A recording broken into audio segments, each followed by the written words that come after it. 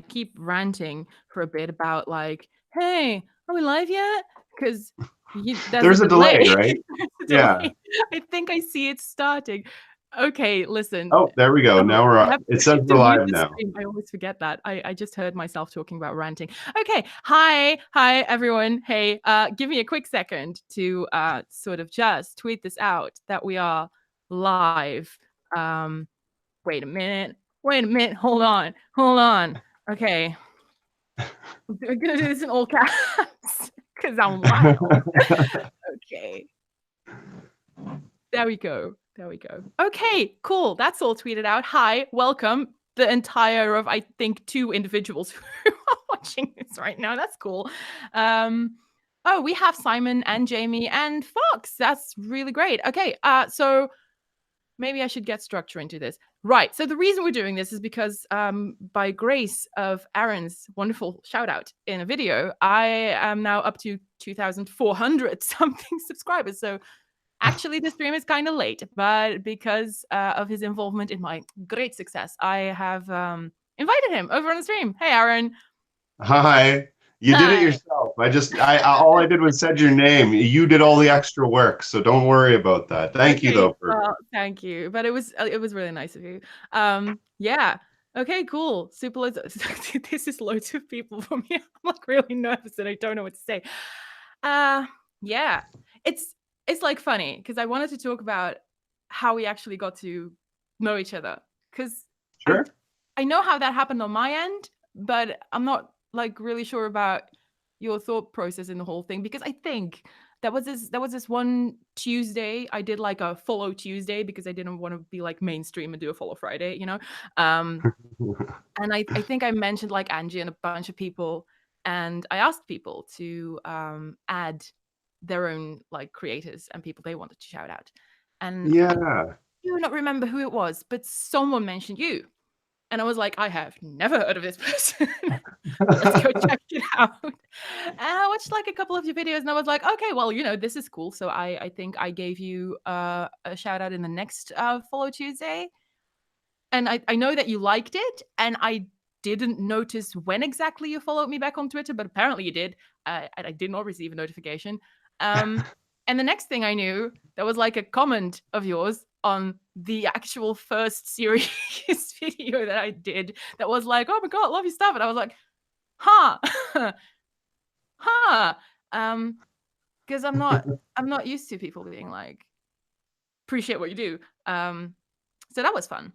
Yeah. Yeah. Well, it's very similar on my end. I remember I seen the first. I think I seen you first in your No Means No video, and I think it was because I seen it through Peter Coffin. Oh And yeah. he had, and I think I might have seen that first, or maybe I seen you through Twitter first. I honestly don't remember because I get bombarded with all kinds of stuff all the time. So I'm Yeah. like, oh, that was such a sweet thing to do. And I remember checking out your video and saying that I loved your style because you have a very, very unique, very cool style. Thank So, and I you. remember saying that. So, but yeah, very similar story on my end. I end up seeing you on Twitter. And I'm like, oh, that's very cool.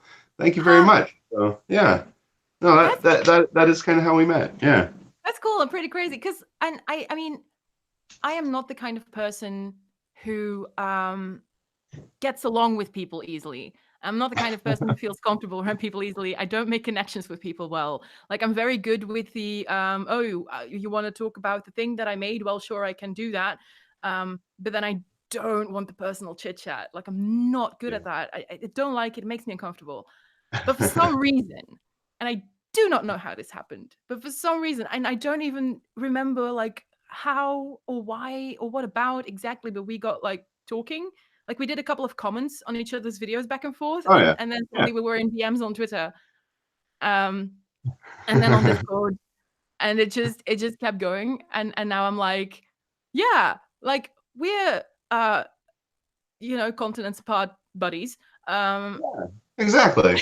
Well, I've seen some of your videos, and I had to ask you questions, obviously, and tell you how good of a job you're doing. Because every time I've watched one of your videos, it's been so well thought out that it's made me want to, well, get out and say a lot of the same things. But I can't say a lot of the same things because you just come at it in a completely different way. So And I really like that that aspect that you take on things.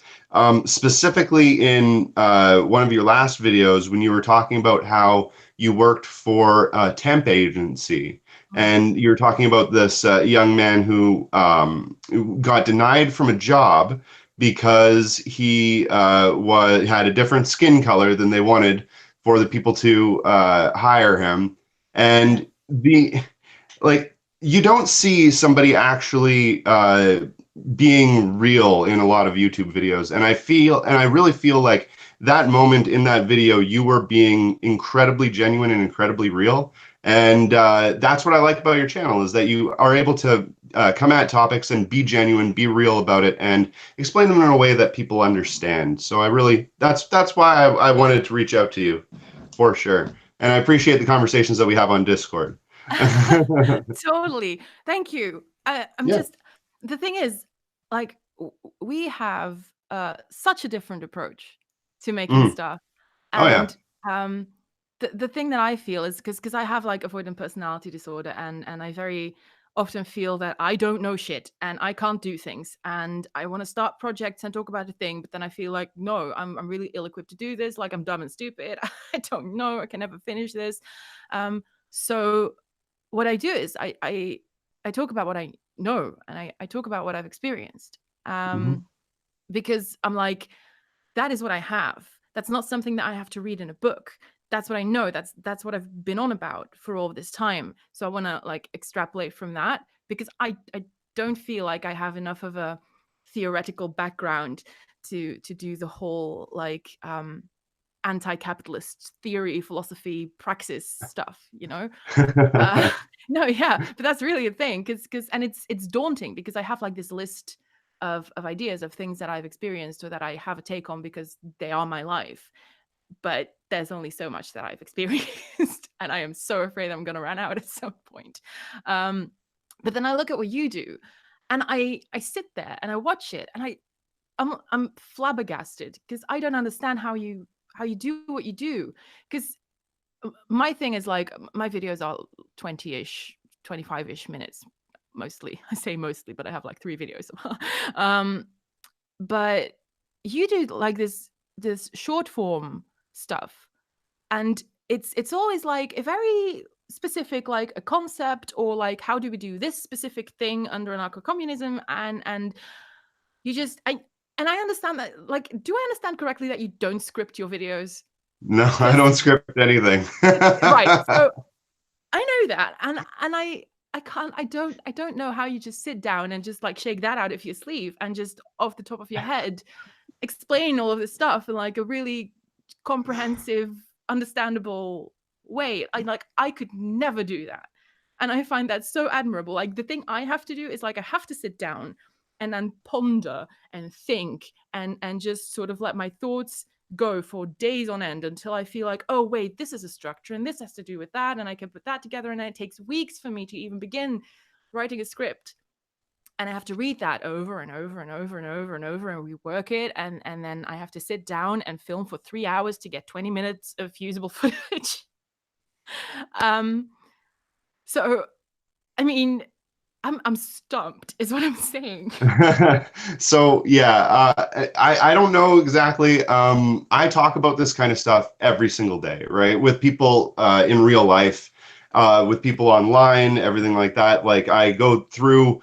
I don't know if people notice this, but I try to engage with as many people as I can in my comment section, because I feel like actually engaging with people is the best way to gain solidarity, is the best way to gain camaraderie, and the best way to gain knowledge on any specific topic. So I've been talking about this stuff, and not even directly about anarcho-communism, but about different topics for years in that kind of capacity. So when I first started off on YouTube, probably almost a decade ago, a very long time ago, I was doing the same thing. I was scripting every single video, and I was working really hard at it, and I was working on animations and stuff like this, and it was very technical. And eventually it just got to the point where I just said, fuck it. And I just started saying things off the cuff, and that it just kind of worked.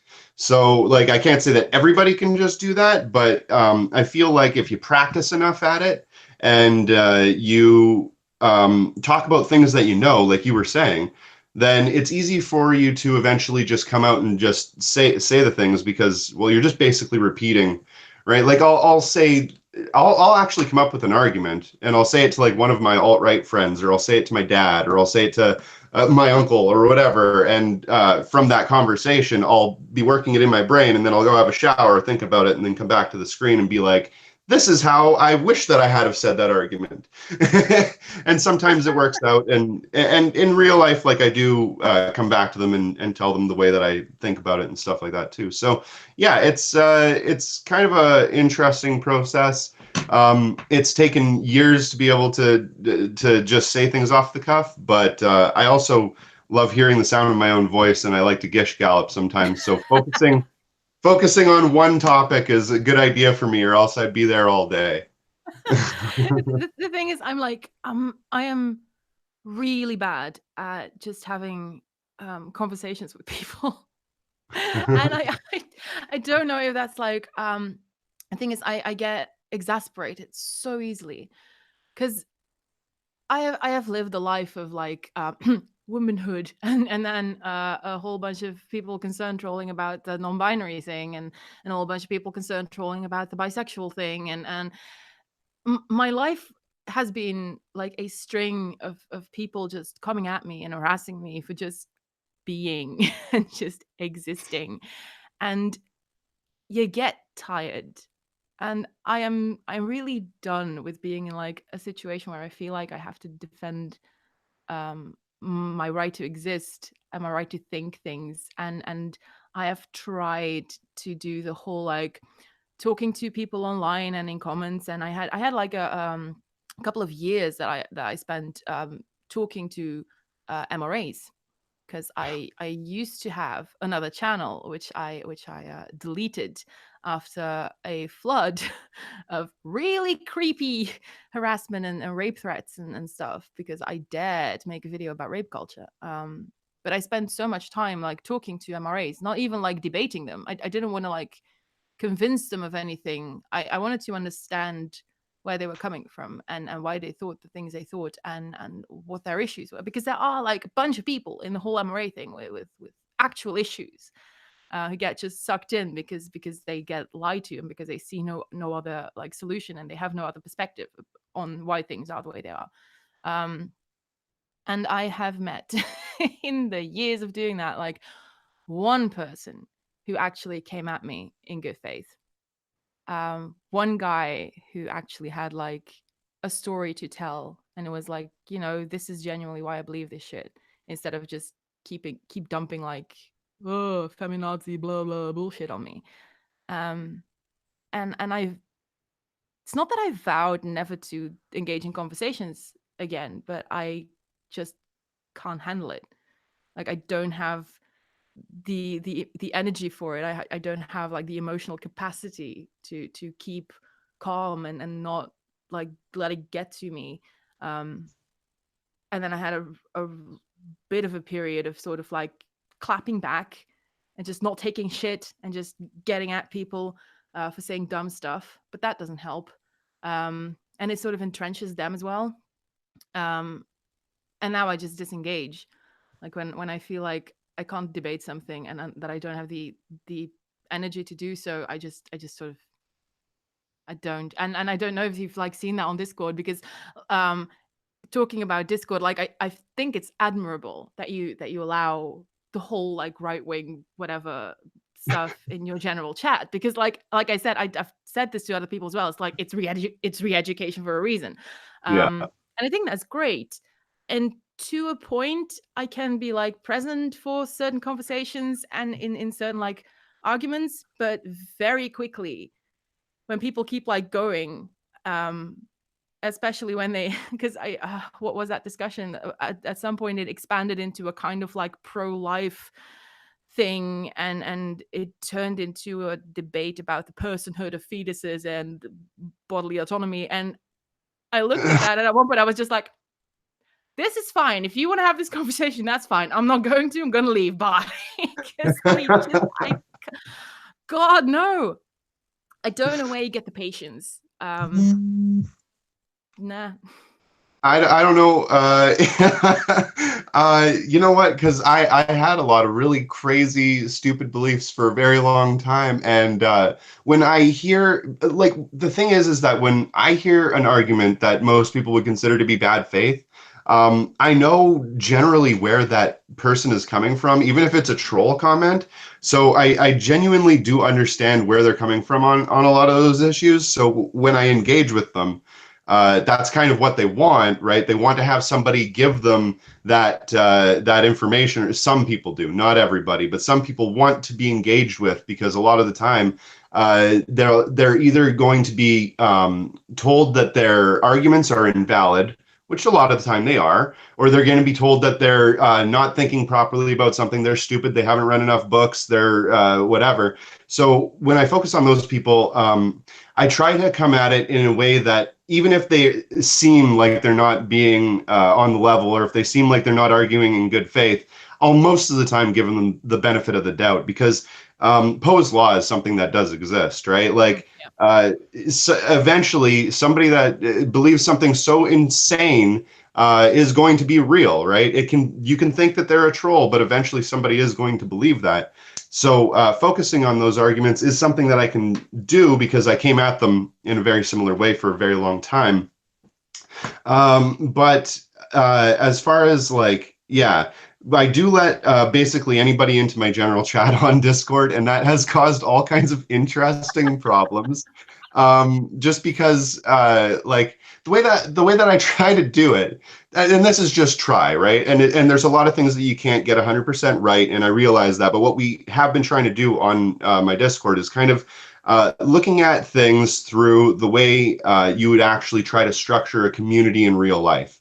And you know that in your community, in your city, you're not going to have everybody agree on everything. You're not going to have just every single person, poof, become an anarcho-communist. They're all going to look at things in varying different ways. And that can be bad, but it can also be quite good, actually, too, because people start to understand where others are coming from on a lot of different topics. And when you give everybody the ability to be able to do things like join in on a debate or join in on a vote that actually changes the way that things in the Discord function, right? Like, it's not up to me how the Discord functions, it's up to the community. So however they want to structure things, that's how things end up being. And we've actually come up with all kinds of like right-wingers and centrists and so forth that have joined into the community and have been beneficial members that contribute all the time and help make the community a little bit better. And you can actually see in real time these people going from being reactionaries, not necessarily reactionaries, because most of those people end up getting booted for saying racist garbage and shit like that. But for the most part, people that are more or less moderate, crazy people, they see that it's actually beneficial to them if they don't do stupid, crazy shit in the Discord, and then they become community members, and then they're able to make different decisions, and they seem like they've been helpful. So it's kind of a cool situation, and it's kind of analogous to how I would like to see an anarcho-communist structured society kind of function, at least in a very tiny, tiny microcosm of a way. And like you're saying before about just having no more time left to deal with people that constantly deny that you exist, don't talk to those people. When you don't have the time, when you don't have the patience for it, just don't even bother with them. Leave them to the people who can handle them. Send them my way if you want, and I'll talk to them. But as far as those people go, try to focus on people you love, right? Focus on people that are in your family, that are in your friends, that have ideas that are shady or whatever, and try to talk to them. Talking to somebody online might not get you anywhere. I've gotten somewhere with people online and other people haven't, right? It doesn't mean that their minds can't be changed. It just means that their minds might not be able to be changed by you or by me, or sometimes by anyone. Yeah. Yeah. Go The ahead. thing, like, I like the way that, like, your Discord is structured, and the way that it's, like, organized. Because the thing is, like, even if I have no patience for certain conversations that are happening there, and I'm like, I'm gonna dip out. I think it's not only important that the right gets challenged, or like, I mean, challenged, yeah, challenged, and informed on like other ideas, and that they don't get like, I mean, sure, reactionaries, a la, say, a Ben Shapiro. I mean, they make money off of just being little shitheads, so you can't really do anything for them. But I think it's good to have this thing where they're not just instantly booed the instant that they say something that is to a leftist controversial. But I think it's also good that they have the opportunity to be in a space where they can see leftists interact among each other, and where they can also see that even if someone like me, for example, isn't happy to talk to them or isn't happy to have a certain conversation, that the solution can just be that I'm just not going to engage and let them have a conversation with the people who do want to do that. And that it doesn't have to be this kind of, why don't you think abortion is a good idea? Fuck dumbass. Like, you know?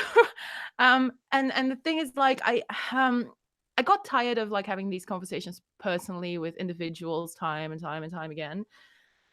But I do feel like I want to have them in some capacity, which is exactly what I did writing my book, which is about like feminism and being raised as like a girl, and what the consequences of that are, and like sexual violence, and why feminism, and how I came to that, and what that means to me. Not in an attempt to convince anybody that, look, feminism is great and you have to get into that shit, and you got to believe me on everything I say, and you have to be convinced by my words. And I think I also explicitly say that, like, I'm not here to convince you.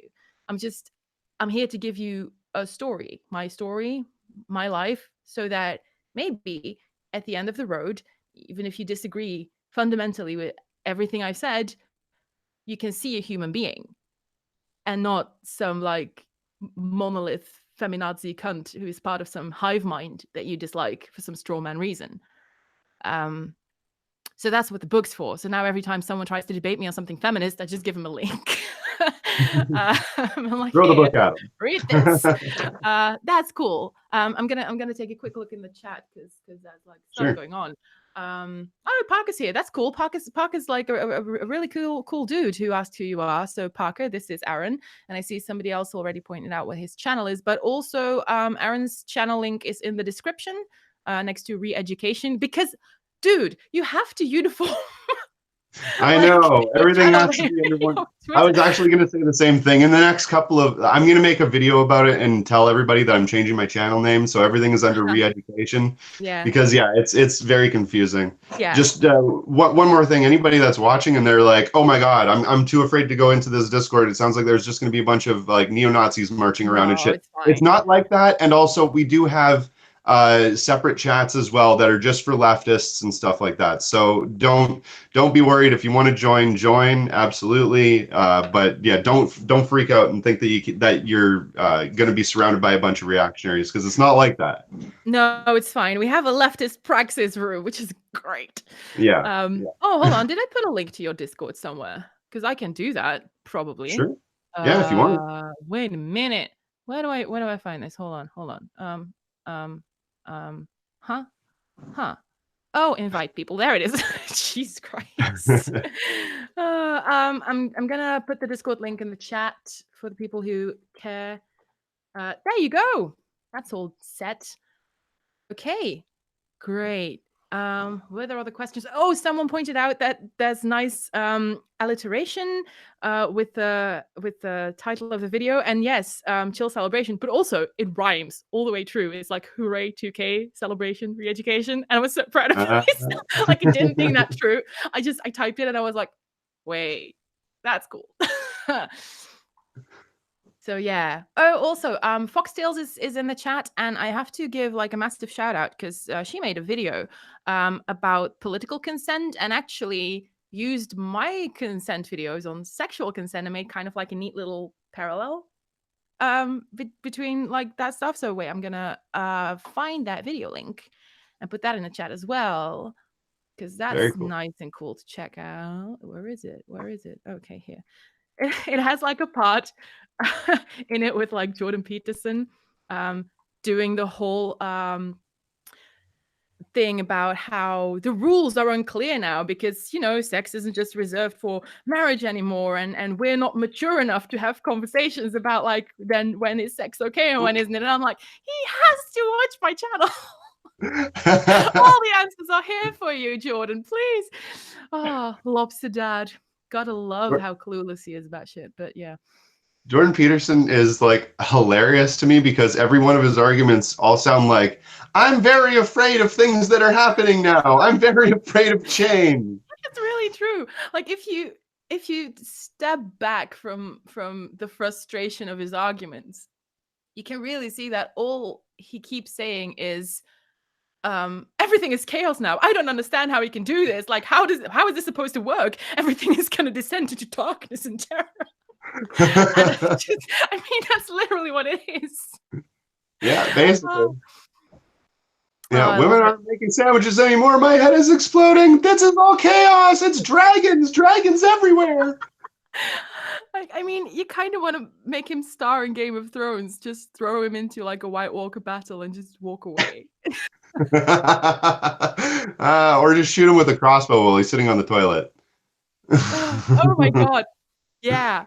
Also, Parker just said for 3K, Amelia becomes a socialist SoundCloud rapper, and I can't rap, man. I don't think so, but I am willing to become like, I don't know, a like socialist pop star who rises to the top of society through a whole lot of capitalist crap and then becomes the queen of the world and then deconstructs the whole bullshit. That sounds like a plan. Then again, it's quite close to vanguardism, so I was gonna say that almost sounds like Bernie Sanders, but for music. Yeah, a little bit. Oh, I watched your tanky video, and Okay. yeah, and I was like, and then you were like, I don't think tanky is a word that we should use, and I looked at myself in the mirror and thought, damn, because I do. I call people tanky a lot. But like the thing is, like, I get that it becomes like this catch-all phrase for anyone who's like ML or MLM, and that's not really accurate. But I tend to personally only call people tankies when they advocate like a bunch of weird statist violent crap and in the process shit on whatever I'm saying. I hear you. Or when I especially use it where like right wingers who know shit all about communism start talking to me or my friends and make all these kinds of arguments about how socialism is big state and blah blah and like look at Soviet Russia. And then I'm just like, why do all these right wingers always think that we're talking tankies whenever someone mentions communism? Like you don't know what you're talking about. It Yeah. is frustrating. Yeah. Oh, Yeah, yeah. no, go ahead. It is frustrating because especially when you're dealing with people that don't know much about the whole communism thing, because like Marxist-Leninists and MLMs tend to kind of be like living memes, and they're like the exact thing that everybody is always saying is horrible, and then they kind of apologize for all of the horribleness. Not all of them. Like a lot of them are incredibly reasonable. My friend Jack, he's an ML. He's incredibly reasonable. But like some of the comments that I get, like sometimes I'm like, yeah, but that's a little bit ridiculous. Maybe you shouldn't be apologizing for that stuff. But for the most part, yeah, I don't like pejorative. I hope I'm using that word right. Pejorative terms, because like. And I do it too, and I try not to. Like I use chud a lot, and personally, like I feel like that's probably not useful. Like, but at the same time, it kind of works sometimes. So like, yeah, it's hard to get over all of those different umbrella terms that we use for people. Yeah. But yeah, for the most part, I don't find them to be helpful unless you like putting everybody inside of a group. Yeah. And then in that case, it's super helpful. The thing is, like, I try to kind of take care when I use words like that. And like I'm aware of how the effects are often shitty. And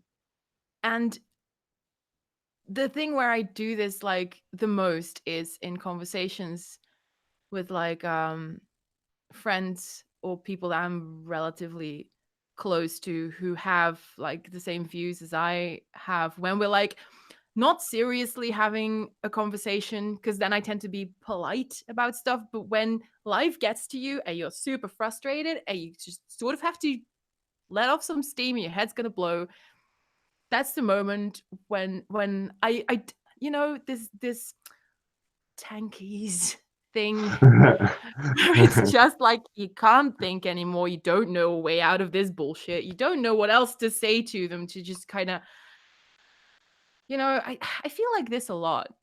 Sometimes I'm in a headspace where I can have conversation and where I can reason about things and where I can be like analytical about stuff and reasonable and nuanced. But there's like this threshold, and when I pass it, everything is just like, why does it have to be this difficult? Things are not that hard. It's actually fairly simple. Can't you all just do this and think that? Like, it's not hard. Why does it have to be this hard? And you know, then I just kind of give up for the day. And I think that's when like the terms like tanky and chud and stuff come out. Yeah. Yeah. Oh, that's true. And like, and I'm not gonna say that that using the word "shut" is a bad thing, because it can definitely be a good thing. Uh-oh, I lost you. Okay, there you are. No, I'm back. It can Yep. definitely be a good thing sometimes. Like I know quite a few people in my chat that use it like very often, and it like, you know, sometimes somebody is being just a complete pain in the ass. They're not listening to anything that you're saying. So yeah, sometimes it's useful to useful to say something like that might piss them off. I don't know. I have like I try not to do it that often, but uh, yeah, sometimes I end up doing it anyway. I had to really learn to walk away. I I was gonna say I used to have the hardest time doing that, but it's still so difficult. Like, Yeah. yeah, you know, and I know that I have to, and sometimes I'm just so tired, and all I want to do is just go and stop it and just not think about shit and not have like a conversation anymore. But something inside me wants to like, I'm not sure if win is the right term. Because this doesn't tend to happen in just differences of opinion. It tends to happen when I'm talking to people who have a take on like me or something that relates to the situation that I'm in, that at the core of it just entails a massive disrespect for my situation and who I am. Um, Even if you don't agree with me, like, don't do that shit, you know. And it's not about that I want to win the argument or that I want to convince them. I don't want to be on the bottom of that like hierarchy, Hmm. kind of, because it's often situations in which people try to sort of establish their power and their dominance and how they are better equipped to handle stuff and just inherently like a better person and more deserving, and it happens a lot in discussions that entail a kind of meritocratic idea, often, or like a kind of moralizing sort of perspective on things. um and then I'm just like, no, I don't want to leave you with the feeling that you are on top of me, like that. I don't like that. I don't. No, uh, um no, and but I that's also, yeah, completely understandable. but I also know that the more I sometimes like struggle against it, sometimes it leaves me with my brain gets so fried over this, and I get so, yeah, triggered is the right word. Like, I get so triggered over things that I can't like think straight, and I can't be reasonable, and all I can do is just sort of get worked up. And even if it's in ways that are kind of like witty, I'm still getting worked up. And that's also like, a lot of the times that gives people what they want, and I might leave Yeah. that feeling kind of like, I told them, but like I realize in the hour afterwards that they are probably laughing in their chairs, and that's uncomfortable too. So I It really like, is. I had to learn to walk away, and it sucks. Yeah, you do have to learn to walk away. That's the thing, right? Is People that say reactionary bullshit or things, people that say things specifically just to troll you and stuff like that, they are waiting for you to. They call it reeing. When just somebody just goes crazy and just starts saying a whole bunch of stuff, they think that is just literally the funniest thing ever, because they did exactly what they wanted to do. They, like you said, kind of triggered you, and they made you jump down their throat about a bunch of stuff, and then they just get to pointing you and go, see, look at this. They just go crazy. But also at the same time, not tackling those arguments in any way definitely is an issue, right? So that's why I was saying before, you have to, sometimes you can be the one that can talk to that person. Sometimes leave it to somebody else. It's not your mission to go and change everybody's mind. But you can definitely work to help change some minds of the people that you love. And you can definitely try to gain solidarity with people that are of like minds to you. But if you have the capacity to be able to do something like that, then definitely do it. The thing that you're saying about MLs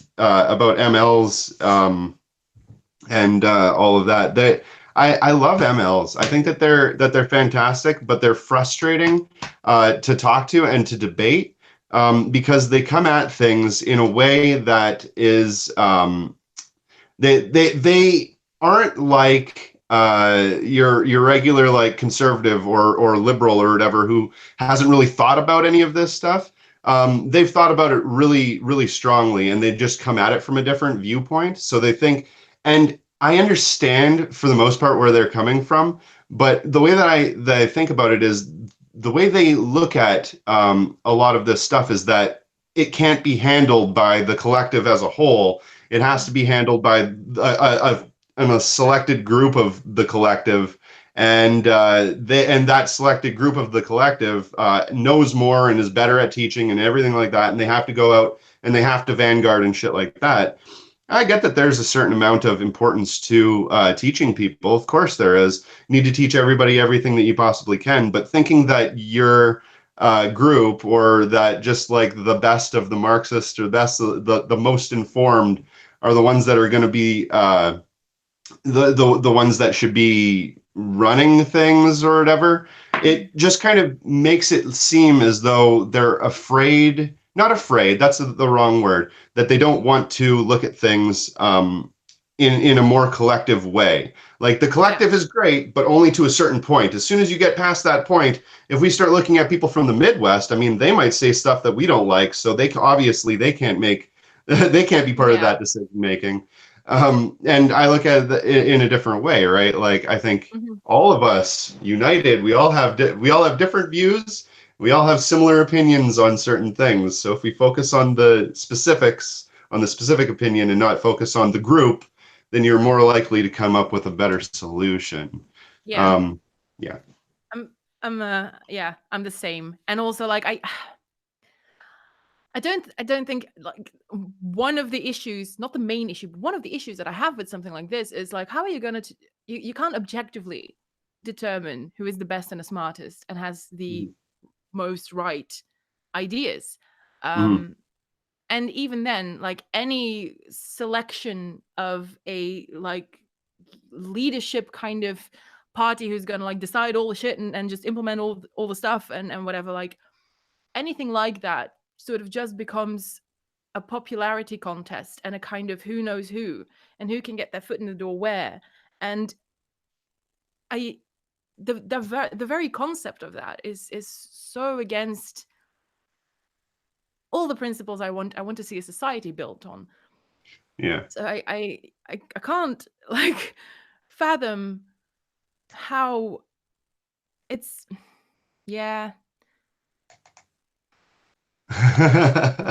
So I didn't mean to derail the conversation with that. My bad. And you know what? And you're probably gonna get a ton of comments saying, "Well, you don't know what you're talking about." And you know what? Blame me for that. Come to my channel and blame me for that. That's just me being a shithead. Okay, great. I'll just everything that gives me shit, I'll just send them all. Send them my way. Yeah, I embrace this shit. I love it. I will.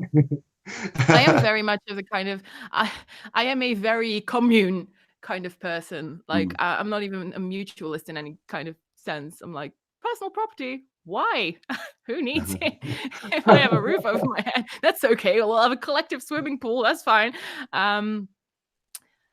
You know, when I really think about what I want is just, can I just have like a commune in my backyard already?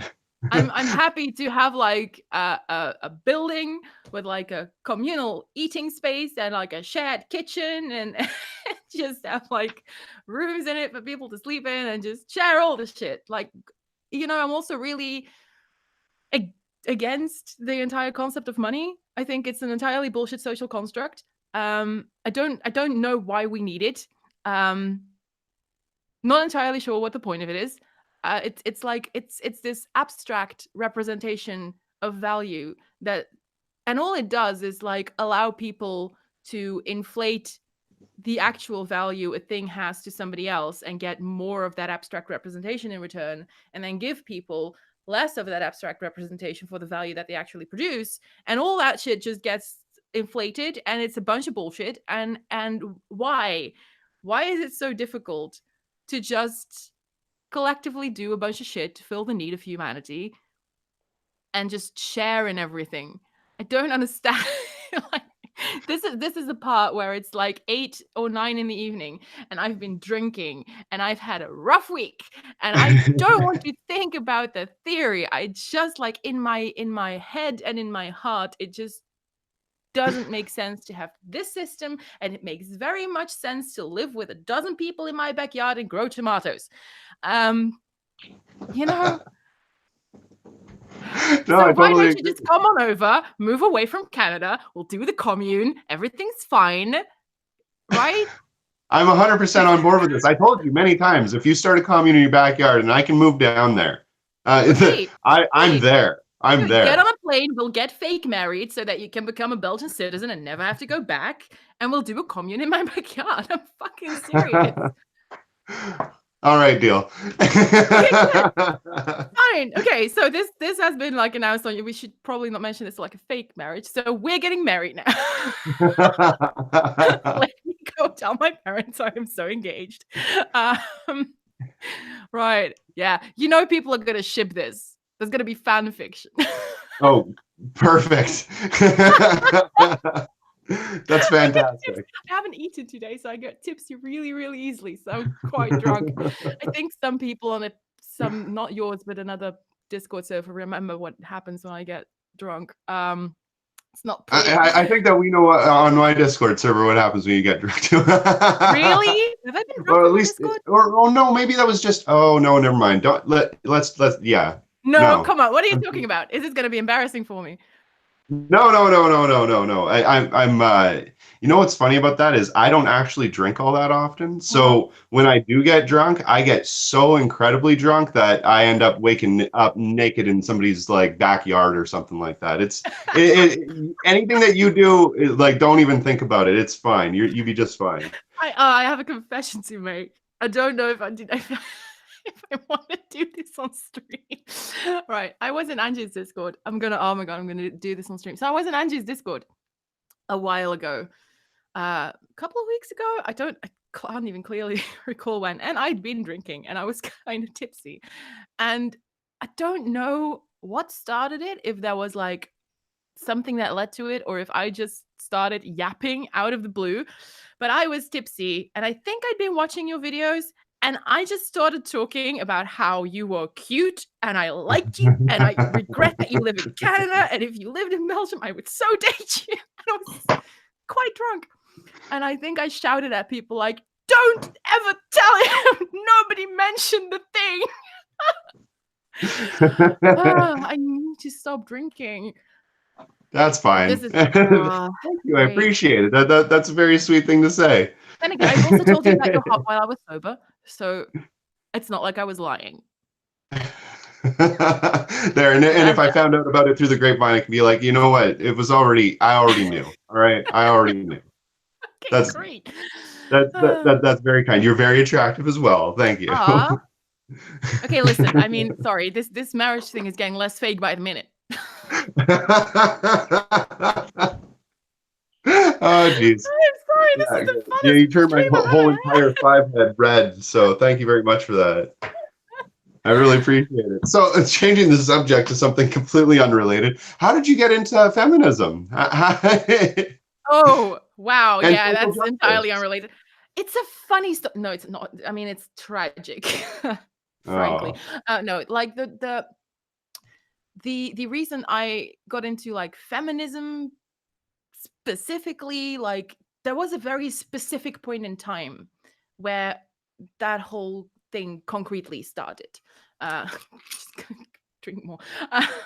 So it was 2012, I believe, and I was living in this really, really big student residence thing, and I had been like writing some blog posts that no longer exist, and essentially they were about like sexual harassment, because I've like, for the people who don't know me or don't know that about me, I've faced so much bullshit and harassment and sexual assault in my life. So that is a topic that I've always been kind of really occupied with, but not always through the lens of feminism particularly. Um, but I was writing like a bunch of these blog posts, and this one thing was about I had just seen a YouTube video about dudes in Egypt who were talking about women not wearing a veil, and stuff like that, and just talking in this kind of, yeah, well, if they don't wear a veil, yeah, they kind of know they have it coming, and it's fine to harass them because like they're dressing like sluts. Um, and it reminded me of an argument that I had a few years prior with a housemate, who was doing this whole like sort of, yeah, but I don't think it's okay to harass girls, but sometimes when they're wearing like these really short skirts and like, yeah, I mean, I wouldn't do it, but you kind of understand that other people do it, so you kind of know that when you go out in a short skirt, like that's gonna happen. And it hit me that it's entirely the same argument, just with an arbitrarily different level of modesty. So I wrote this post about how the same guys who concern troll about women's rights in the Middle East and stuff like that, who tell people here that the same guys who victim blame here and who make what somebody wears kind of an excuse for sexual harassment, those are often the same dudes who are concern trolling about Islam and the Middle East and women can't wear what they want and what kind of bullshit is that. And I was like, can't you see that your logic is exactly the same? It's on a different level, but the argument is the same thing. X woman does not wear what I arbitrarily have decided is appropriate, hence I have an excuse to harass them. It's the same line of thought. So I wrote about that, and this girl in my building read it, and she was a feminist, and she was in this feminist Facebook group, which at the time was only like a few hundred people.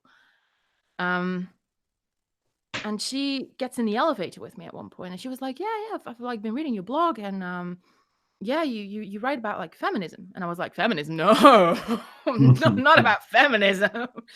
Like, yeah, gender equality and stuff, but not feminism." I was that person. yep. And she was like, yeah, like, okay, but what you wrote is really interesting, and I'm like part of this, okay, it's a feminist group, but we talk about like gender equality and stuff, and maybe if you want to join and see what it's about and what we're talking about, I can send you an invite. And I was like, you know what, yeah, sure, that's okay, I guess. Yeah, she was very explicitly like, you don't have to be a feminist to be in there. These are just the topics that we talk about, and it's fine if you don't call yourself a feminist, you can just join. So I did. And I lurked there for like a couple of weeks before I started engaging in conversations. And I was a very vocal, loud, active member, particularly on topics of sexual violence, um, BDSM, sex work, um, porn, and that sort of stuff. That was like that's my that's my thing. If you ever come to Belgium and we drink, we're talking about the sex industry. Like that's gonna be a big thing. So that started happening, and I realized gradually more and more that this image that I had of feminism wasn't what I thought it was. Like me, person that I am right now, and people who know me now are often like, "What? Seriously? What? How?" When I tell them this, but I used to be this person who was like, "Yeah, feminism. Ugh, sure, there's inequality, but feminism, like they're all man haters and like weird extremist bitches. And do I want to? No." But being in that group really taught me that feminists are a really diverse bunch of people, and it's just nothing that I thought was true, and nobody hated men, and there were very nuanced discussions, and people had very different takes on and perspectives on what things were like and what the truth was. Even like we all kind of agreed on like, yeah, sure, patriarchy, but the nuance wasn't always like the same for everybody, and especially the solutions that people saw weren't always the same for everybody. And that's when I very firmly, after like mere weeks of talking there, was like, yep, very definitely a feminist. Not going back. Never went back. And I had to learn a lot through just lots of talking, and I've had takes that have changed a lot, particularly with getting more into leftism as well, because I used to be this kind of we need more female CEOs kind of person, not like I thought that was the solution to things, but I was very much in the camp of, yeah, representation is a good thing. Yeah, I mean, representation is a good thing, but it's not like the end all be all of stuff. It's not because like a massive capitalist corporate just manipulative exploitative bullshit crap stink dumpster gets a female CEO that fixes everybody's issues. It's like it's sheer tokenism. But I used to be in the camp of like, oh yeah, that's a great thing. That has very much changed these days. Yeah, yeah. That's Yeah, that's kind of how. that's awesome. So I got into it. I'm very busy. I'm very busy. Hello, Sorry. person I can't see. Sorry about that. Nice to meet you, I So guess. anyway, yeah, no, I ended up getting into feminism probably. Well, it was a few years ago now, and I didn't really realize it was happening. Kind of like sitting in a pot of boiling water, kind of like a frog sitting in a pot of boiling water, sort of thing. I was watching a lot of these people online, especially in the skeptic community, because that's where I was originally from, talking about how feminism is terrible. And this is actually going back like years. I remember that The Amazing Atheist, that clown of the earth, was talking about like feminism being a bad thing like way back in like Yeah. 2012 or something. He was a revolutionary in that in like being a dumbass. But so like I was listening to all of this and I'm like, you guys like kind of you're kind of looking at this like the wrong way. Like I had already like just before that, like prior to 2012, like I had been very racist and all of this sort of thing. And getting out of that, like I was able to uh, use what I've learned in the skeptic community to take a second look at like the views about everything, right? Like it wasn't just focusing on religion that I needed to be skeptical about. It was any bad ideas that I seen. So when people started saying things that were negative about feminism, on one side of my mouth, I was like, okay, I understand where they're coming from on this because yes, men's rights are very important, but also at the same time, blaming feminists for the reasons like for the way that the world is like falling apart, that doesn't compute. That doesn't make any fucking sense. How are a bunch of like people that want to fight for equality and like college kids and shit like that, like having anything to do with the collapse of civilization? Those things are just non-equivalent. It just doesn't work that way. And so it wasn't for a little while that I started to actually realize that like I agreed with the gender equality and being a oh, I can't remember what egalitarian is what they all call it. And it wasn't until I actually started talking to Kevin Logan and Christy Winters. Yeah, I yeah. didn't really talk to Kevin Logan a whole lot, but I've talked to Christy Winters in kind of the same kind of format as this one time. And we sat down for like 2 hours, and at the end of it, she like answered all of my questions like perfectly. Yeah, she And will I do was that. like, interesting. It wasn't until like later on that I was like, yeah, you know what? Yeah, I'm a fucking feminist. Fuck it. Yeah. Because like, but up until that point, I was like I'm not gonna say that I am. I'm egalitarian, but like what they're saying isn't wrong. Like it's totally right. And they're bringing up things like that. These bigger people, like whatever name your living meme, if you will, Greg the Iron fucking Toaster, or whatever, like any of those people. They're all saying like just all this stupid bullshit, and people like Kevin Logan were calling him out, and it was hilarious. So, and I really like that. That's kind of what got me onto the whole train. And then it was just a slow spiral down that rabbit hole, all the way down to being a human being loving communist. Oh, I'm so slanderous. I know. I'm so radical. I'm such a radical person that I just think that everybody should have equality, and that trans people are people. Oh my I God. guess You I know disgust I'm a me. terrible human being.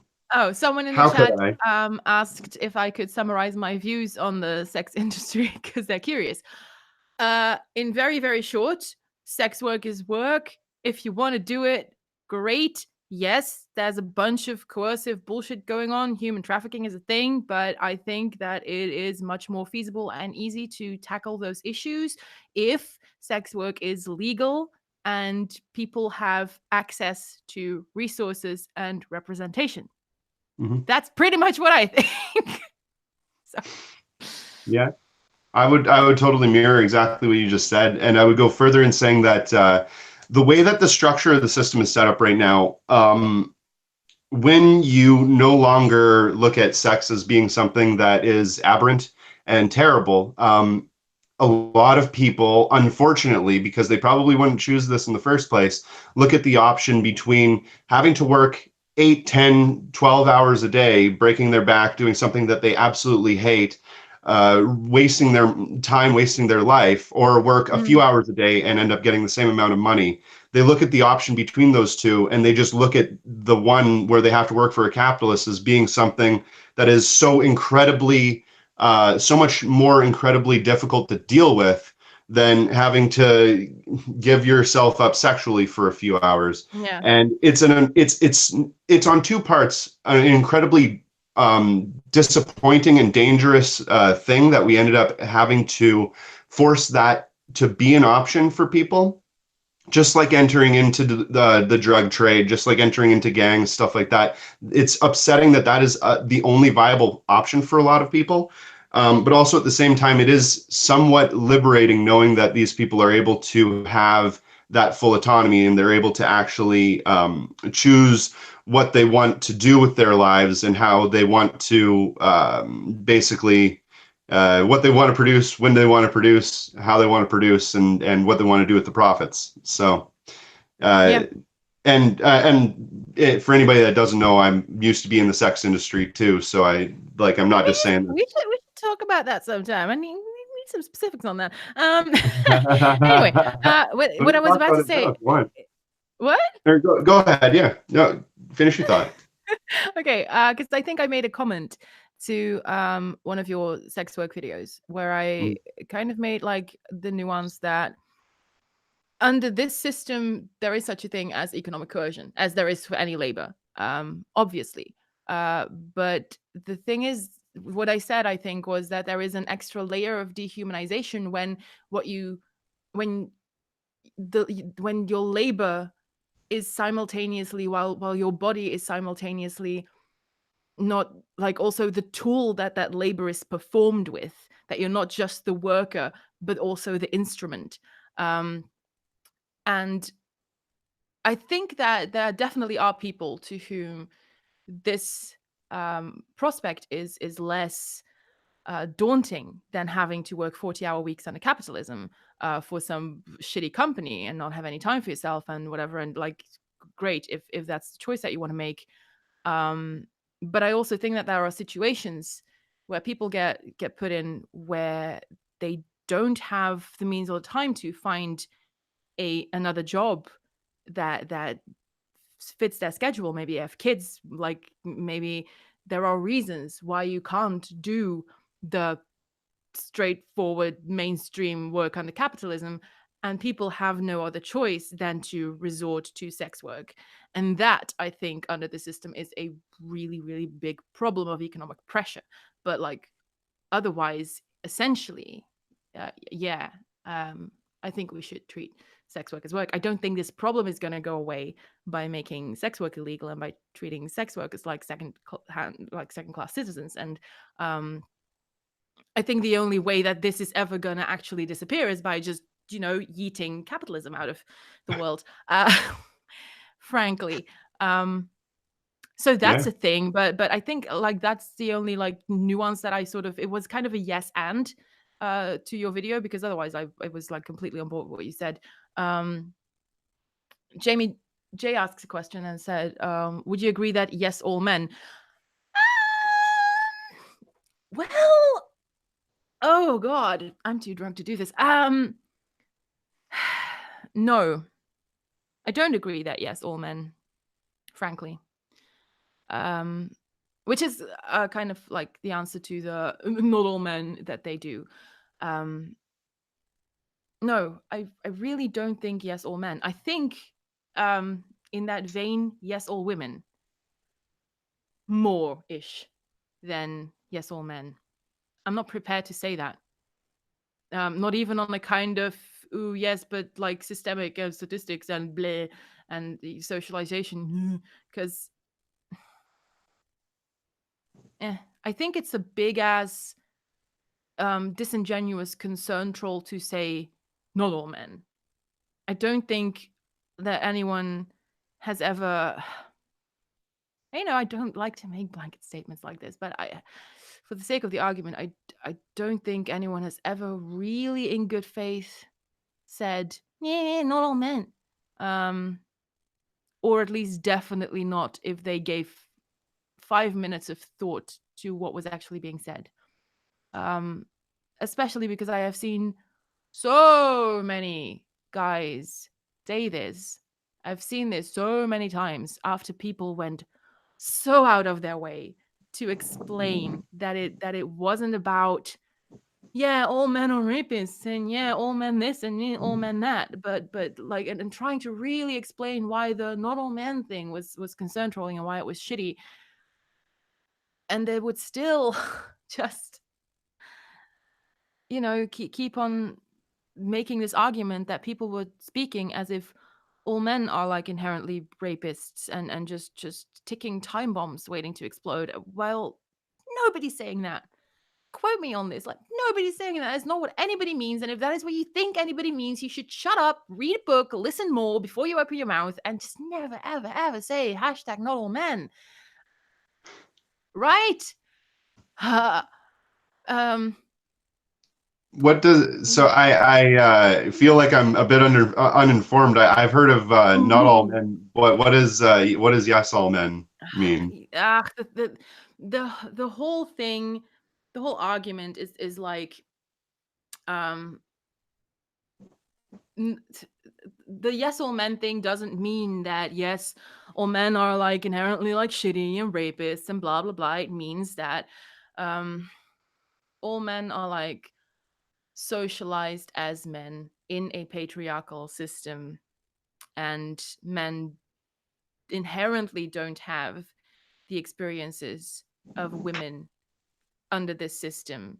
So in a way, it's not to say that all men are like complicit in all kinds of bullshit necessarily. I think it's more like a yes, all men have a bias in their perspective.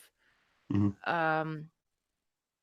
Kinda. But I don't like I do not believe that that is necessarily true. I think that we have a very limited perspective on men and women's experiences. And I say that particularly pertaining to sexual violence, because I am not that kind of feminist who is all about the, yes, but systemically, women experience so much more sexual violence than men, which, sure, fine. But I think that we lack a lot of knowledge on how much sexual violence against men and intimate partner violence against men actually happens. I think we lack perspective on how many female perpetrators there actually are. And I think we very much lack the perspective of how this impacts men differently than it impacts women. Because, and I do not want to make the MRA argument of men and women are equal now and men have it so much worse, because no. But I think that it is right to say that women have had, in this sense, their revolution. We have, and we're still not there, and it's still really shitty, and there's still so much victim blaming and rape culture bullshit going around. I'm not saying that that's over, not at all, but we had the revolution where it became acceptable, at least to some extent, for us to stand up and say, this happens to us. We get assaulted, we get raped. That's traumatic. It's shitty. We need to talk about consent, all that stuff. We found, and I'm talking about like political womanhood here, because I was raised a girl and socialized a woman. I'm non-binary, but I believe in the term of political womanhood, and I can speak from the position of being socialized and raised in a society that way. I believe women have, to an extent, achieved a kind of community around this. We've achieved kind of the possibility, we are allowed, and in many cases we do have spaces where we can talk to each other and associate and relate and form kinships based on these shared experiences of trauma. And men do not have that.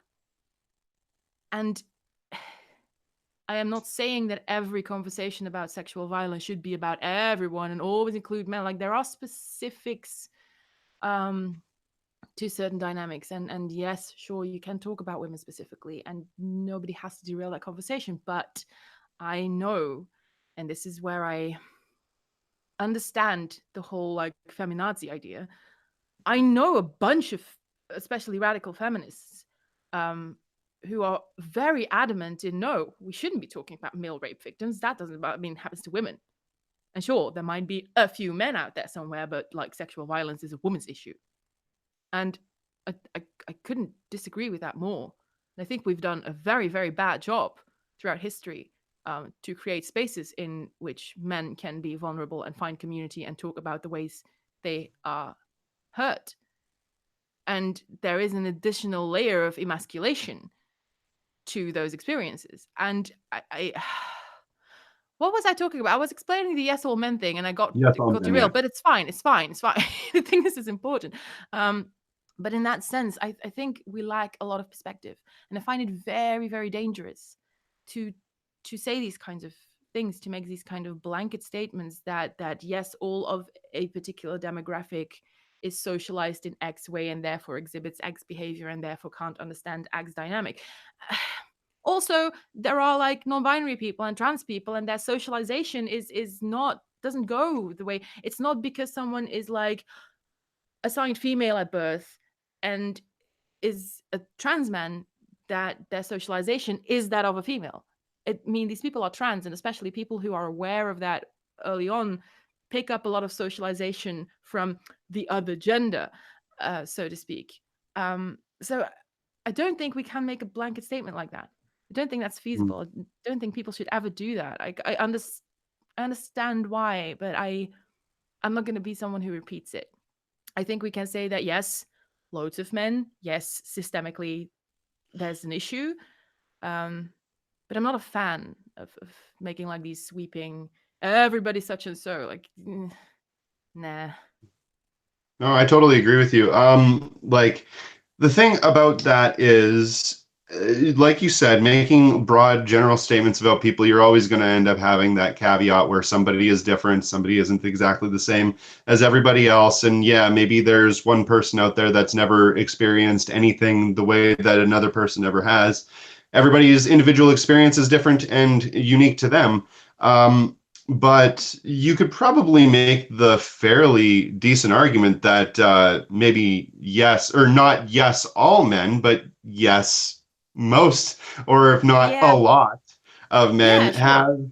have been raised in a way that perpetuates certain types of stereotypes, certain types of roles, and it enables a certain type of behavior, right? It brings me back to the whole thing where I talk about toxic masculinity. A lot of people have a problem with that word, toxic masculinity, because they think, oh, well, all masculinity is toxic. Well, it's not about all masculinity being toxic. It's about certain aspects of or certain aspects of our behavior that are toxic that we call masculine, right? And we enforce those ideas. It's very similar to this. Yeah, maybe not all men are performing in that sort of thing. Maybe they aren't contributing a certain amount to something like rape culture, another word that is inevitably going to end up sparking a debate just by saying the word. But they can be, a certain amount of them can be complicit in it and not even realize that it's going on. It's not necessarily like it's something that you inherently thought out at the beginning of your day that you're going to go out and you're going to participate in a rape culture, but you inevitably, just because of the way that you are raised, have a certain amount of you that participates in that. And I better explain this if I put, if anybody from my channel comes in and sees this, rape culture isn't talking about how every man wants to rape either. It's talking about a systemic issue that involves how we basically condone or allow for certain behavior to go on that opens up a space for rape to happen, right? And I'm not exactly the best person to be talking about that because I don't delve into those kinds of issues a whole lot on my channel, though I probably should, because every time I do, they get a lot of attention. And I definitely ask for your help whenever I go and talk about any of that kind of stuff. But yeah, I don't think that making broad statements is necessarily the best thing that you could possibly do. It is useful to talk about these situations and to get them out in the open and let people understand what exactly is going on, because having more understanding about the way that we're raised, how we're propagandized to, how we come to determination on certain aspects of human behavior. Like, why is it that you're allowed to, as a man, get upset and mad and yell and scream at somebody while you're at work, and if you're a woman, you immediately get fired for that? Like, those are things that we should pay attention to. Why is it that when somebody comes on stream, or a host comes on to a news channel, why are they allowed to say, if they're a woman, that they are a beautiful host, or that they have beautiful hair, or whatever? And when a man comes on, they would never say the same thing. Like, those are small, little tiny things that we should probably pay attention to. And the funny thing is, coupling it back to the whole thing where we were talking about how we came to feminism and all of that, it reminds me of something that I heard that really resonated with me, was that once you start to see those sorts of things, it's almost impossible not to see them everywhere. They Yeah. start to pop up everywhere you look. So once you're kind of awake and you've woken up to how all of that shit works, then you can kind of address it more, and you can kind of come away from that to a certain extent. But it's very hard to get over the way that you were raised, the way that you were basically brought up, because just it's part of your nature. It's part of your nature as an individual to act in part the way that you were raised, and to emulate the behaviors that you've seen in your past. Oh yeah, definitely. I'm entirely on board with you. And on the socialization note, I need to address something, because let me see. Ashley Wolf said in the chat that I'm not a fan of the socialized of the socialized female argument, because the whole socialized male argument gets used by TERFs to invalidate trans women, and that's true. And I need to correct myself, because I think in my first or second, like one of the consent videos, I talked about the socialization of people assigned female at birth and people assigned male at birth, and how that's different in like assertiveness and stuff like that. And it was kind of a, I said it like that because I wanted to be like inclusive of trans people, but simultaneously it was like a shit take. In the sense that yes, trans people can very much socialize differently than cis people, and trans women don't often don't get like socialized male. So in that sense, I kind of miswrote it there and didn't catch myself in time, because I did have like a conversation before with other trans people on Twitter about this, where I did mention the whole like, yeah, but like trans people don't get socialized the same way as cis people, like that's not a thing. And then I went and did that in my video, but someone very kindly also pointed it out in the comments, and I was like, yeah, completely fair cop, like bad language, shitty thing. So that, just so everybody knows that I'm aware that it's there, and that I said it that way, and that it might be like construed as shitty, but that was definitely not the intention. So, you know, that's probably a thing. God, I need to stop drinking. So, again, I'm super uninformed with this kind of stuff. So they're talking about how you can't, when you're trans, you aren't socialized when you're growing up as male or female, or how is that? Does that work? So the thing that people often think is that trans people kind of become trans later in life and then transition later in life, but like often people are already like aware that they aren't the gender they were assigned at birth. They can be aware of that pretty early on.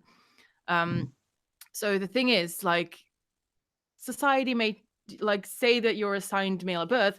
Society may treat you like a male, and your parents may raise you like a male and stuff like that. But if you're trans, the concept you have of like your own identity and your gender is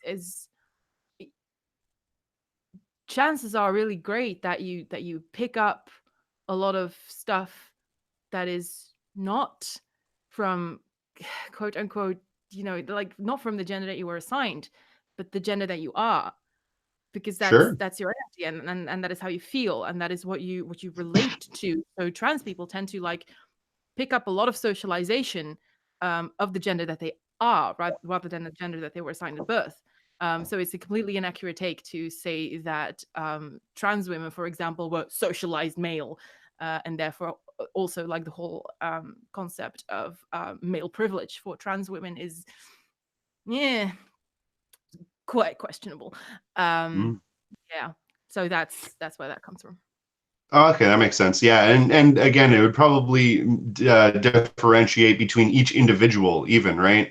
Because some people might not come to the conclusion until later on in life. Some people might come to the conclusion right away. So, like, yeah, that's something that again, you can't make a broad term about that, because yeah, everybody is going to come to the way that they believe things on their own, and it's going to be completely individual to themselves. So yeah, no matter how you look at it, some trans women might have been had the male or the masculine sort of connotation all throughout their lives until they realized, I don't know, but like and a lot of people probably wouldn't, because they were born that way, or well, everybody's born that way. This is a very confusing topic for me, because I just started really understanding exactly what's going on. Not long ago, I didn't even like. I'm from the middle of nowhere, right? Like I don't know a lot of people, and especially I've never met anybody who was trans before, and I know in my past that I've actually been like incredibly bullying to people that were like that when I was growing up, even just a few years, more than a few years ago now. But I remember that the very first time that I ever had been introduced to somebody that was trans, I was working on a construction site, and the person that I was introduced to, they looked totally like a regular 40-year-old masculine man, but they like to wear women's clothing, and they identified as a female, and I didn't understand what was going on. And I feel like me and a colleague of mine actually were bullying them at one point because of this, because we were asking, well, what are you gay? Like, what exactly, like, why do you do these sorts of things? And I didn't realize at the time what exactly was going on. It didn't make sense to me necessarily. And I've never actually, I had heard of like certain terms that you'd hear in porn, right? But I've never actually heard, like, in a realistic way, how any of those sorts of people actually lived or actually thought or behaved. And I look back at that, like, it was over the course of 2 days, like working with this person, and I look back at that as being like, I don't regret a lot of things in my life, right? But that's one of the things I look back and I regret, because it's like, I know that I didn't have the information at the time, but also I wish that I had of been a little bit more sympathetic and a little bit more understanding and wanted to know what was going on, rather than immediately resulting to derision or like obnoxious, rude questions and that sort of thing. So, I mean, in one aspect, I'm not glad that it happened, because at least I can look back at it and be like, hey, you were kind of a dick and don't do that again. But also, I don't want to ever alienate somebody and make them feel bad because of, the way that they were born, or the way that they identify, or anything like that.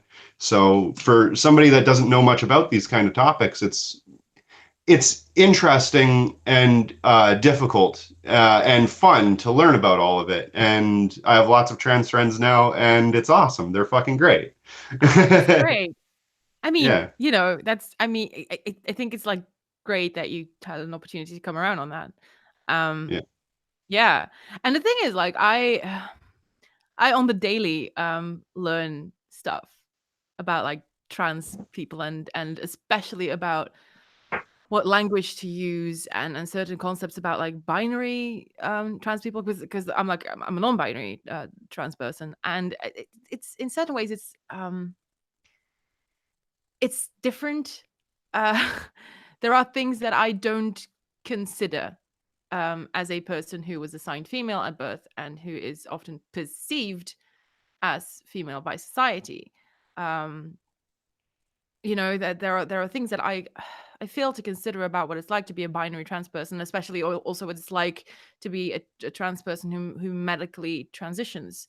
Um, at the same time, I have the experience as a non-binary person. It's very similar to like the experience of a bisexual person in reference to sexuality.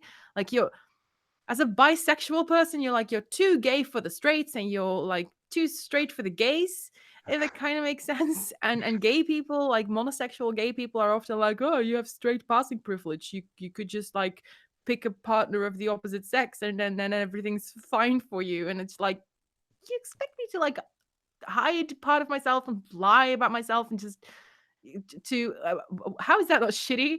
um and as a That's non-binary not. person, it's similar. Like, yes, I have the quote unquote privilege of not having people look at me weird before I tell them that I'm non-binary, and yes, I have the privilege of not having to explain to my boss um what I am, or something, and that I can just hush about it and not mention it, and therefore not get into any kind of trouble. Um, but I'm not a cis person, and I hate it. I hate being called she. Dutch doesn't have a gender neutral pronoun. We don't have a word for that, so I am called she all the fucking time, and it's I have chest dysphoria, and I work with a bunch of working class dudes now who constantly make like remarks about my huge tits and stuff like that, which is a bit shitty in its own right, but it gives but that I can deal with. the fact that it gives me, like, it exacerbates my dysphoria, I can't. But I can't talk about that because nobody at my job knows about this. Nobody at my job knows that I'm non-binary and I'm trans and I have dysphoria, and then maybe I'd like to get chest surgery someday if I have the money for that, because that'll get me in trouble and a lot of weird looks and a lot of invalidation, and I have really encountered binary trans people who are like, you have cis passing privilege, what are you complaining about? You can just like tell people to call you she and just say that you're a woman, and that's fine for you then. Like, you don't have to explain any sort of shit. And that's just crap. And I've had people come into my mentions and be like, I've literally had a discussion with this person who was like, yeah, you need to have dysphoria in order to be trans. And I was like, gender euphoria is a thing, where you're not like miserable because you're dysphoric, but when you can look like the gender that you are, you get like loads happier, and that makes you really ecstatic. So that's gender euphoria. That's a thing.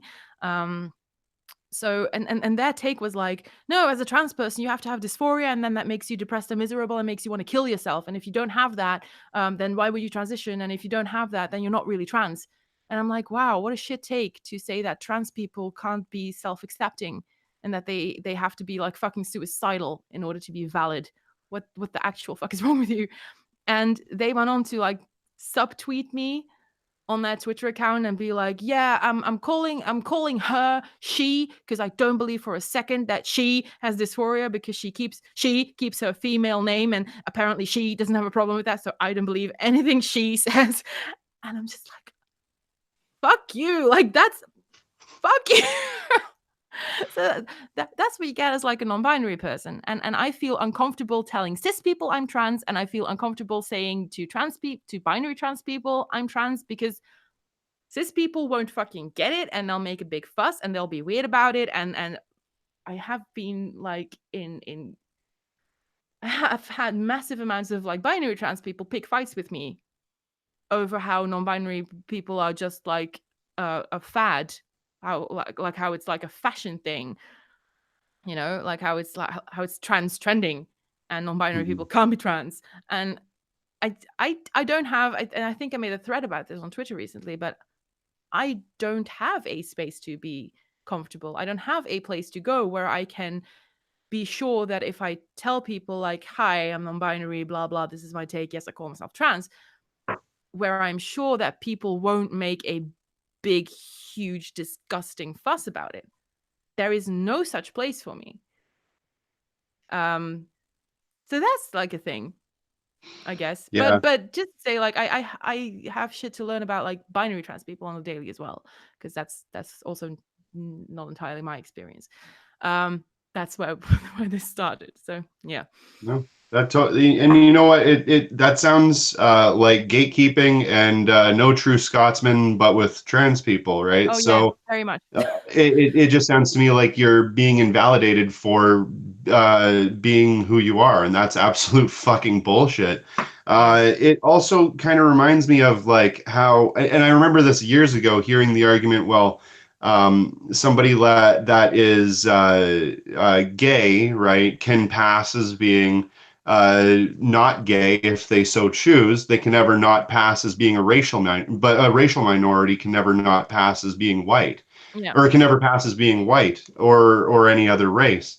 And that's bullshit, because all it does is it just kind of it invalidates somebody's personal experiences and makes people feel like they don't matter and that they're not valid and that they're not real, or that their problems aren't real. And You your know what? problems are real. There's no This reason is why you should feel invalid. Sorry. this is literally just a result of a whole bunch of hierarchical bullshit. Mhm. And I do not think, because this happens a lot, like among minorities and between minorities, that they sort of like shit on each other and invalidate each other's experience, and that they have like this gatekeeping bullshit going on about who's real and who isn't, and who belongs in the community and who doesn't, and like if black people have it worse than gay people or vice versa. And it is all I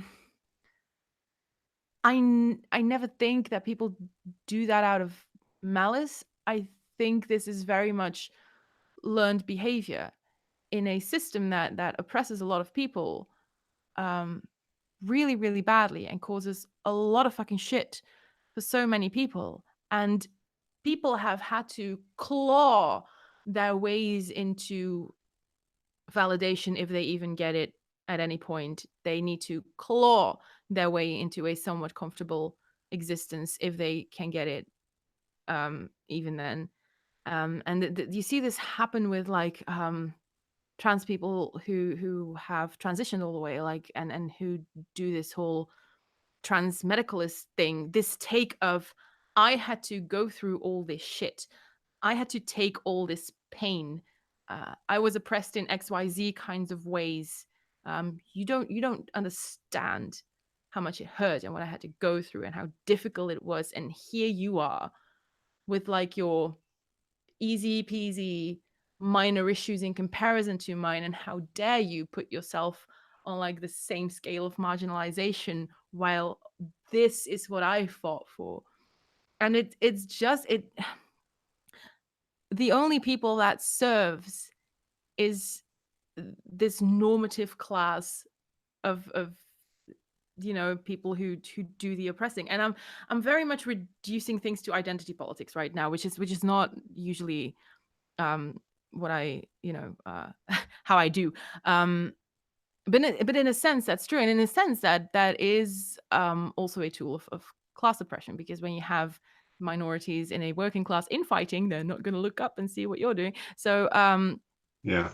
it's kind of like I I understand that people get hurt and that they need vindication, and that they need validation of that pain. Um, but are also suffering and also have stuff to complain about, and also make a legitimate case for, hi, I'm suffering under a system, but may do so to what appears to you to be a lesser extent. They are not your enemy, right? They are not the people who kept things away from you. They are not the ones who hurt you. They're not the one making your situation worse. They didn't do shit to you. And yes, sure, the people who are in a position to oppress you might use them and use certain demographics and twist certain arguments in their favor and use them as an excuse to further oppress you. But that is not those people's fault. That is the fault of the people who take that and use that against you. And you need to target the right people. You need to look in the right direction. Yeah. Yeah, it's a very liberal way to think about things, that we need to deal with everybody's issues one at a time. Everybody get in line. We'll deal with the blacks first, then the women next, then the gay people after that, and then the trans people, and then everything after that. It's not a fair or equitable or understandable or tenable way to actually deal with somebody's issues, because you're just basically putting everybody else but that one specific group that we're deciding to whatever elevate at that moment. Everybody else gets to go on the back burner, and that one specific group gets to be put into the front and center. And that's a very liberal way of thinking about things. They first started off doing that when they were giving black people media attention. Then they started doing it a little bit more with Asians and so forth, and gay people and so forth. And it's just one at a time. Because if you eliminate them, or if you eliminate all of the little boxes, I like to use the analogy. You're born, and when you're born, you're dropped into a little box, and everybody's dropped into their own little box, and then you're told your entire life that you have to defend that box. And it's not like we can just get rid of all of those boxes at once, because keeping the boxes is important. Keeping the boxes, like you said, makes us so that we fight against one another and not focus on what the actual issues are. And it's not until you realize that those boxes are fiction and you throw them all in the fucking trash that you can actually do that sort of thing. That is the tea, my friend. Yes. Yeah, I couldn't agree more. Oh, actually, Wolf said that trans medicalism needs to die, and I, yeah, that is also tea. There's loads of tea going around. Also rosé. Ah, God. Okay. I mean, we've talked about like really serious stuff. Yeah. Also, some light-hearted marriage proposals went on. So that's great. It's a little bit of everything. That's amazing. And that's great. I think we've been going for like a little over 1.5 hours, if I Okay. can still tell the time correctly. Ah, right. Okay.